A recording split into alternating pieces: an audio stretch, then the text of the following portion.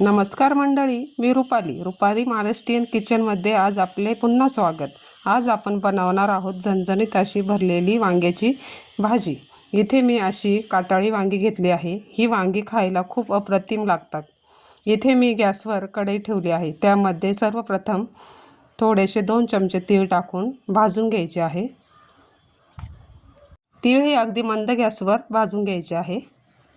तीळ आता छान तडतडायला लागले आहे, काढून घेऊ। तीळ काढून घेतले की त्याच कढईमध्ये खोबऱ्याचे काप घालून घ्यायचे आहे।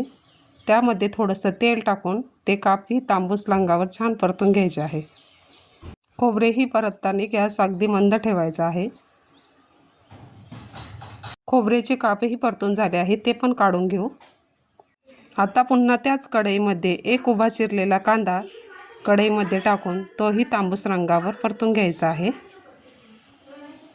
इथे कांदा आपल्याला फक्त परतून घ्यायचा आहे, जास्त काळा करायचा नाहीये।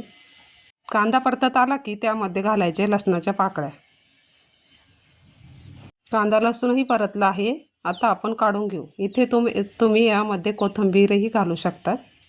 आता इथे सर्वप्रथम मिक्सरच्या भांड्याला खोबरे आणि तीळ बारीक वाटून घ्यायचे आहे। त्यानंतर त्यामध्ये घालायचा आहे कांदा आणि लसूण। त्याचबरोबर आपल्याला काही मसालेही त्यात टाकून घ्यायचे आहे। सर्वप्रथम टाकायचं आहे 1 चमचा लाल तिखट, त्यानंतर अर्धा चमचा हळद, अर्धा चमचा मीठ आणि 1 चमचा घरगुती काळा मसाला। इथे घेतलेले काटाळे वांगे कापून घेतले आहे। कापून घेऊन पाण्यात टाकून स्वच्छ धुवून घेतले आहे। मिक्सरला बारीक केलेल्या मसाल्यात थोडीशी कोथिंबीर घालून सर्व व्यवस्थित कालून वांग्यांमध्ये भरून घ्यायचं आहे।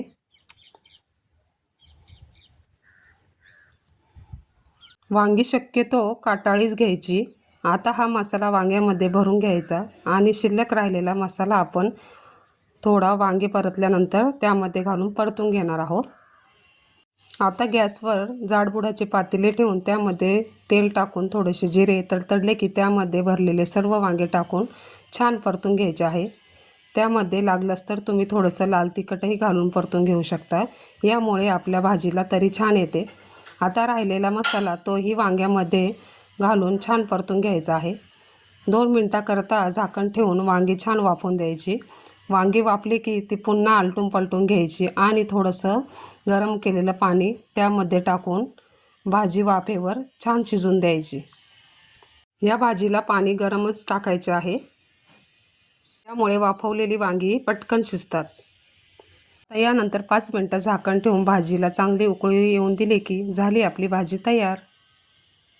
बघा, तुम्ही बघू शकता किती छान झणझणीत अशी वांग्याची रस्सा भाजी तयार झाली आहे। ही तुम्ही भाकरीबरोबर, चपातीबरोबर, कशाबरोबरही खाऊ शकता।